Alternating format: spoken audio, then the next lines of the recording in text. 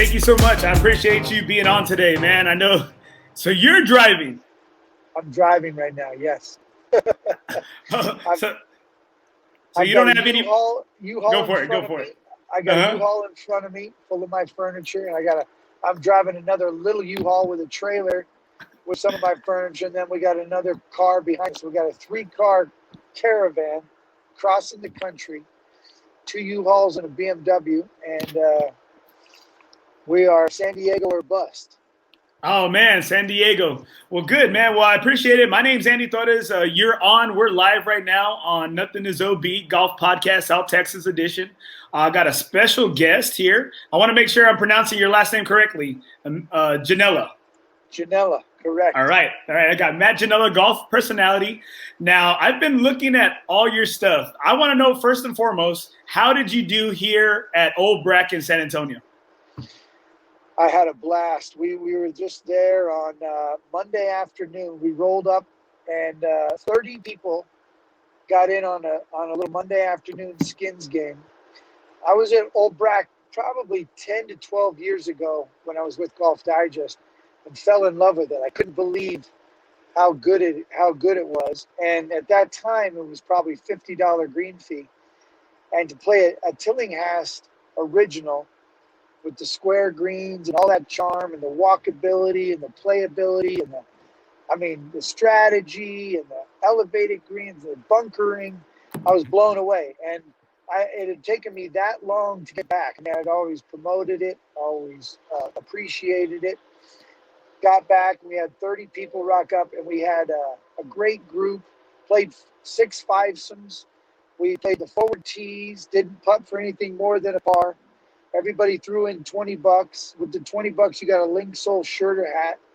And then we finished, and about 11 or 12 of us jumped in carts, and we played another 4 or 5 holes. Got to play that 16th hole with the tree right in the middle of the fairway. I came out of my shoes trying to clear the tree. Ended up yanking a left, went in the creek, so I was out of that hole. But I'm a huge fan for so many reasons. It's if I lived anywhere near there, I would get the loyalty card and get the discount on the green fee, which would feel like stealing something. It's a pretty solid track, and one of the tips that somebody gave me on that 16th hole, I think it was one of the times I played it, like I'd say about 2-3 years ago. And, I always try to lay up. I'm not a long hitter, so I always try to lay up. He said, why don't you just tee it up a little higher and then hit the crap out of it? And sure enough, I put it over that tree on the other side, but I haven't been able to duplicate that since. Yeah, that's what I had envisioned. What you just described is what I had in my head, but I didn't execute. Well, Matt, once again, I appreciate it. I know you're traveling cross country here, so tell me. I want to know what sparked this idea as you're traveling across, and I know you're coming along with the crew and with your family. What sparked playing at all these different munis along the way? Game at Winter Park in Florida for the last 2 years, and we knew we were going to have a final skins game on last Friday. So, and then I was sort of charting out the drive across country, and I figured, it would probably take 5 to 7 days. What about finishing the drive on Friday at Goat Hill Park in San Diego, which is where I'm headed? And then how would we connect the dots? What about trying to do like a rolling skins game from Friday to Friday, coast to coast, muni to muni, park to park, and just keep doing these, kind of duplicate the same system we use at Winter Park for the skins game, which is $20, forward tees, don't putt for anything more than a par. And then I called my producer and my partner in this new production company. He said, I'm in. And then it was okay. Then we got another camera guy, and we got an editor, and then my producer brought his 2 nephews. So we got 3 cars, 6 guys. We called in Houston. I put it out on Twitter. I said, if I were to do this, where would I go? They said Gus Wortham in Houston, which has just been recently renovated and looked fantastic. And then I said, well, I knew if I was to go to San Antonio, Old Brack was a no-brainer. And then in Austin, I love Lions Municipal and the history there and all that goes into that. So we called, and then we knew we needed to stop between Austin and California. So we looked at Scottsdale, and I love the new Mountain Shadows par 3 course.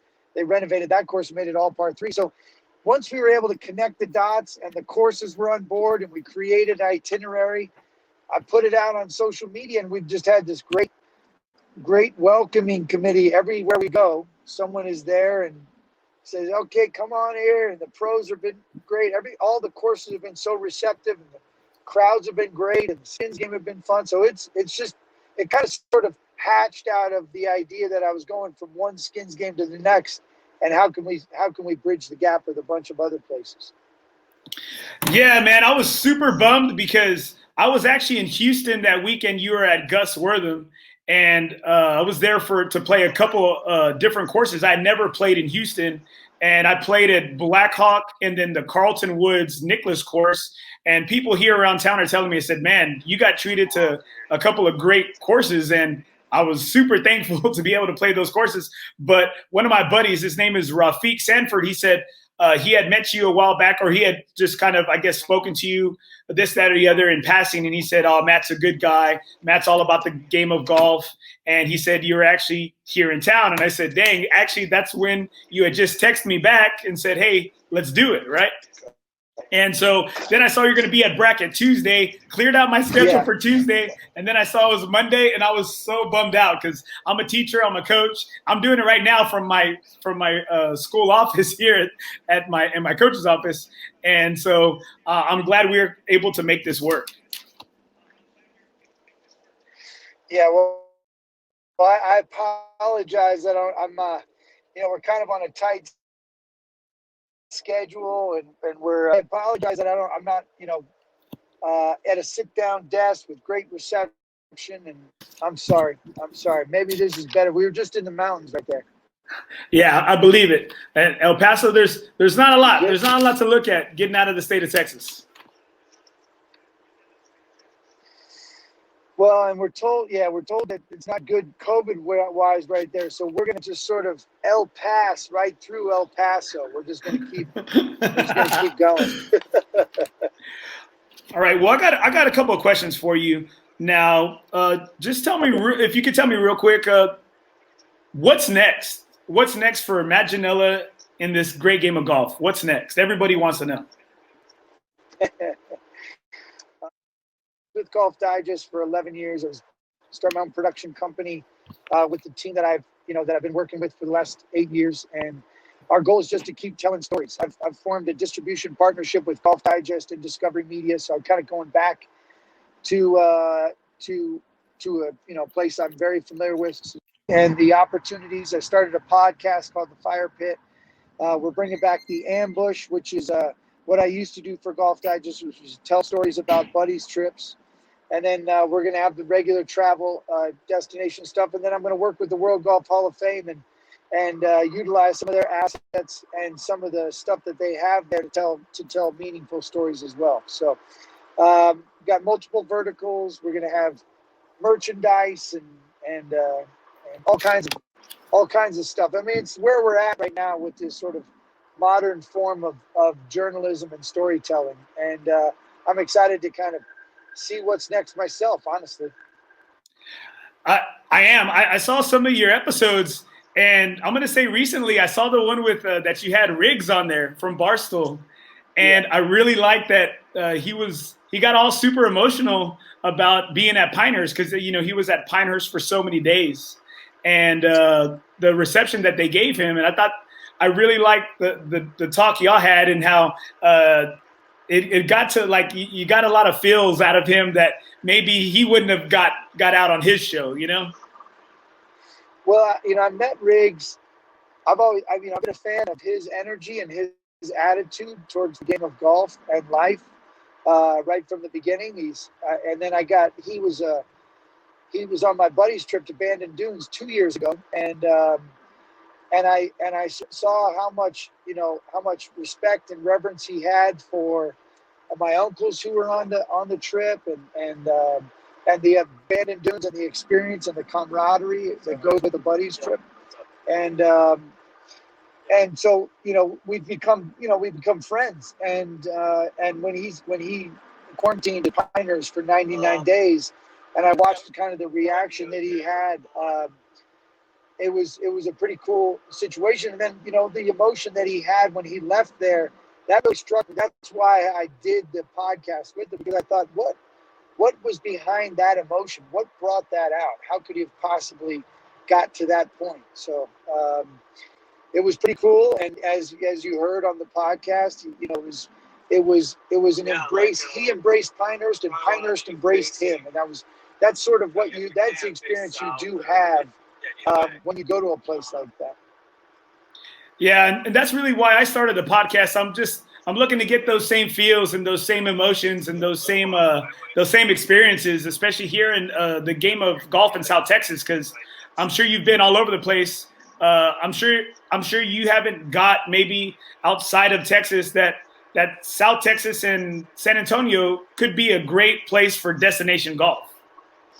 Oh yeah. Oh no. Well, I did the time at the TPC San Antonio, which is actually a pretty amazing facility. Obviously, the Greg Norman course is tough. It's oddly enough, the Pete Dye golf course is actually the easier golf course that which is never said about any Pete Dye destination golf course. But I love TPC San Antonio, and then you throw in Old Brack for a round of golf there, and it's and San Antonio is sneaky good in terms of as a destination, especially for a buddies trip. And for a family's trip, the facility they have and the hotel that they have there, and all the amenities and the sports bar, and I think they have water slides. It's pretty impressive. Oh yes, and my wife and I, we love to do some staycations there because it feels like you're getting out of the city for a little bit, especially on their great facility. Yeah. Oh, no, Now, in reading your article on your 99 courses, I saw that. Okay, let me see if I got it right. I saw that you played 56 rounds of golf in 4 countries, 11 states, 17 of the top 100 golf courses rated by Golf Digest. Could you just give me one of your best stories from that trip? I know you probably got a lot, but I just need one story for my listeners. That was a whirlwind for sure. Let me think about this for a second. I think I think I spent some time with Drew Bledsoe in that stretch in Central Oregon, and and Lucas Nelson in Maui. I believe it was kind of a trying to think. I mean, it's a bit of a blur at this point, but for me.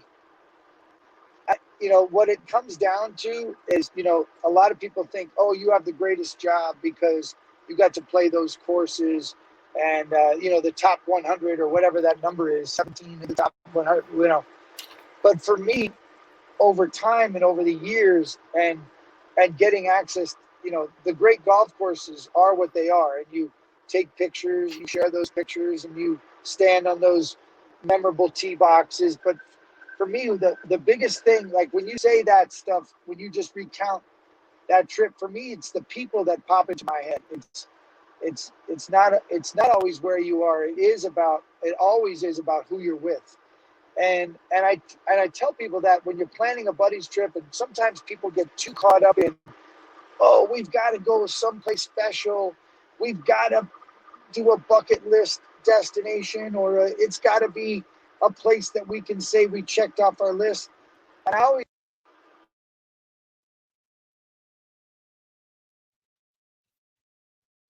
that's not always the best thing. Maybe you should always focus on who you're with first. Maybe put the priority and the premium on the people playing with. I was just asking you, I couldn't hear, are you is your family traveling with you right now? My family's ahead. My wife is trying to find us a place to live. I pull the furniture, and she's got a tight deadline, so she's trying to find us a place to live in San Diego before I get there. Now, have you played in San Diego before? Oh yeah. My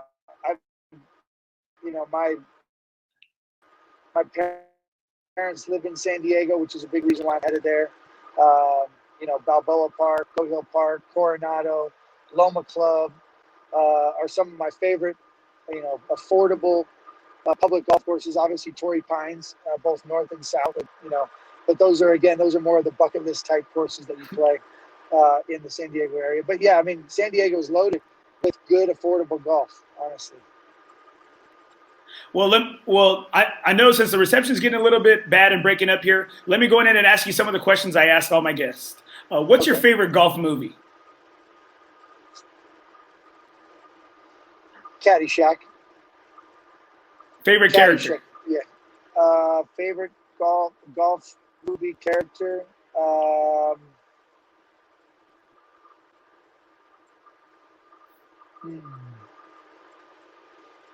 I guess I'd go with Chevy Chase in Caddyshack.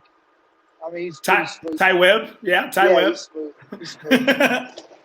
All right. Who are you playing your very last round of golf with? Oof. Wow. I would say John Ashworth. He's one of my favorite people to play golf with. He's been a mentor and a friend and just somebody I love playing. He teaches me about life while we play golf, which is a game a lot like life. So I would go John Ashworth. All right. Now, what are some things that can piss you off while you're on the course, or that one of your playing partners can do that can get you to not want to play with them again or not invite them out again? Not play music. If they're anti-music, that bothers me. And if they insist on, tucked shirts or, I'm more that golf is a recreational activity. No one ever goes onto a basketball court and critiques what another person is wearing or says you can't play basketball, you can't ski this mountain because you don't have the right outfit on, you can't play softball because you're not wearing the right kind of shorts or jersey. I think this is a recreational activity. We pay to play, and I think people need to lighten up about sort of the dress code. I mean, I know what's appropriate and inappropriate, and I suspect everybody else does too. And who am I to say what you can and can't wear on the golf course? I think that the whole concept of a dress code, with the exception of a private club, if it's a private club, it's a private club. But if it's a public access facility and you're going to try to tell me what to do and not do in terms of what I wear, I'm not going to come to your course. I totally agree with you. I think I always try to look good when I'm on the course. My shirt's always tucked in because I'm a coach and teacher, and so I've always told my kids, I said, hey, you look good, feel good, play good, and if you didn't play good, hey, at least you still looked good, So that's my philosophy right there. And by the way, and you have every right to that philosophy. But if another guy's in another foursome has a different philosophy, then more power to him. You know what I mean? Exactly. But I totally agree with you. It is a recreational game, and it's a game that can be super mentally stressful, but it's also a game that once you catch that one shot or you make that one putt, or like you stated, the people you're really around, it's the memories that you have, makes you just want to get back out there and make some of those memories. Yeah, and I used to treat the game. I only used to want to break. It's so much more than that. It's 4 hours or 2 hours or 5 hours of quality of time with quality people. And, I think back already at my age, and I think, man, I wish I would have appreciated some of those rounds that I had with my uncle or with my dad or with some of the friends that I used to play with that I don't get to play with as often anymore. I'm now more about cherishing every step and realizing that this is a walk in what seems to be a park that happens to have tees and greens. And yeah, there's a little competition but there's a lot more camaraderie. And you put a little money on the line and it helps keep you focused. But at the end of the day, everybody wins. Well, I talked to one of my buddies who played out there with you on Monday. His name's Ray Garza. Oh yeah. And He's one of the guys that you had to pay out because he had an eagle on 3. And I'm gonna tell you though, he's a ringer. Y'all invited a ringer. He runs a golf company here in San Antonio, On Par Golf. And I told him I was gonna tell you. I asked him. I said, "What'd you shoot?" He said, "I shot a 31. I had 3 birdies and an eagle." And I said, "Did you get any skins?" He said, "The eagle paid out. I think he said 200 or like 220, something like that." Yeah, he said it was. Yeah, he said it was one of 3 eagles. And I heard you in the video saying that you were going to come back to get your money. And so I want to make sure and let you know that Ray Garza's got some of that money. Well, I think we just need a 4th. I think you and Ray and me, and we'll get a 4th. And you and I will take on Ray and whoever he's got. We'll go get that money back. All right, last question, Matt. Last question. Who do you got for the Masters? Been asked this a little bit.